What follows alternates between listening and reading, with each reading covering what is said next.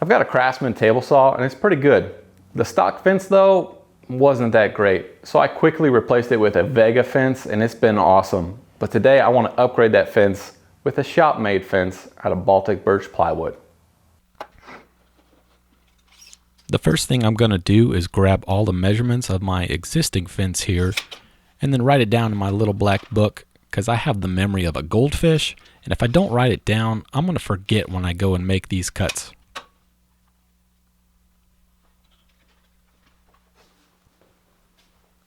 Now I'm getting set up to make the cuts on my Baltic birch plywood. I like to use a little bit of foam core insulation as a backer board underneath so I don't cut into my brand new outfeed table. Now I'm using a track saw here to make my initial cut on one side just to square up this scrap piece.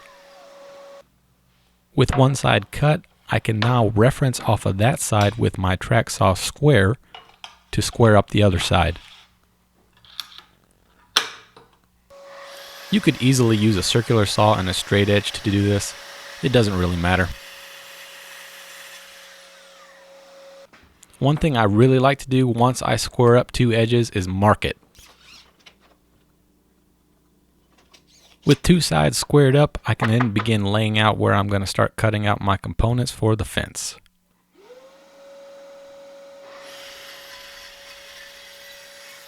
One of the benefits of using a track saw though is that your cuts are really precise. Here I'm checking for square and it's bang on. Now I can cut out the three components that will make up the H fence or the I fence, whichever way you're laying down, I guess.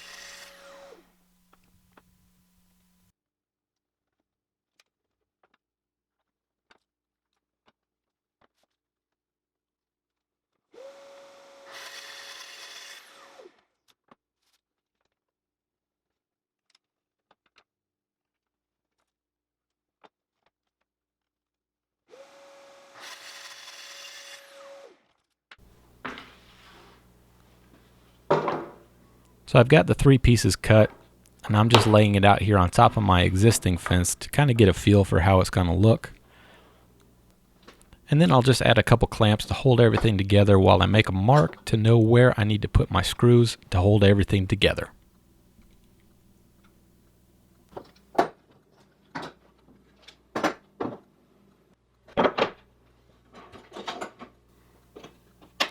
Now I'm just going to scribe a line down the faces of the fence boards so I know where to use my countersink bit to countersink some holes.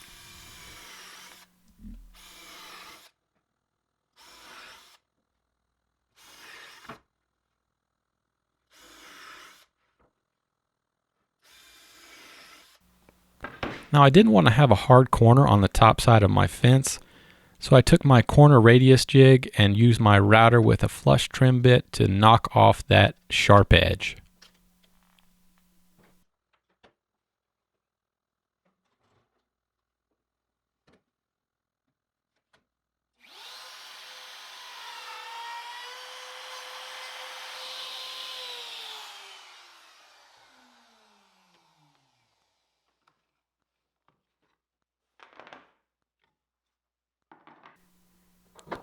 With the edges now rounded, it was time for final assembly. Threw on some clamps and then threw in some screws.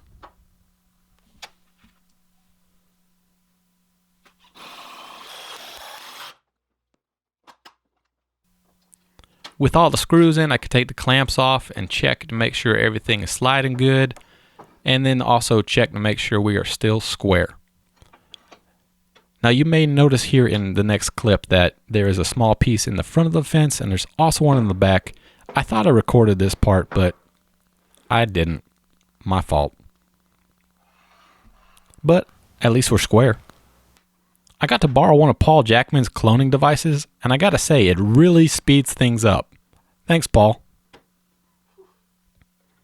I went with General Finishes gel stain, and I went with black. I found their gel stain to be the easiest to apply. I use a foam brush and make these large blots and then come back with a shop towel and just even it all out. Once I get it all evened out, I'll come back with a clean shop towel and wipe off all of the excess.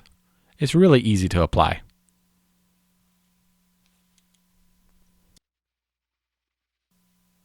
I only added 1 coat of the gel stain to each face of the fence and the top side. I didn't do anything to the bottom since you'll never see it. And then I'm just coming back here and wiping it all down.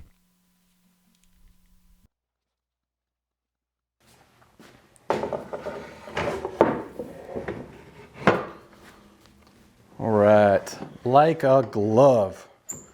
Speaking of gloves, I'm wearing gloves because the stain is still not quite dry. I'm gonna let it cure right here on the table saw before I add some paste wax, get it nice and slick. But this has been a really nice and easy upgrade for my table saw. We are square and straight, and this is gonna be a really nice addition. So if you've got a contractor saw like I've got, or even a job site saw, this might help you out a lot. Let me know if you've got any questions on the build in the comments below. And if you haven't subscribed, I would really appreciate it if you do that, and then give me a thumbs up if you like the video. So I'm gonna get to ripping, and I'll see you on the next one.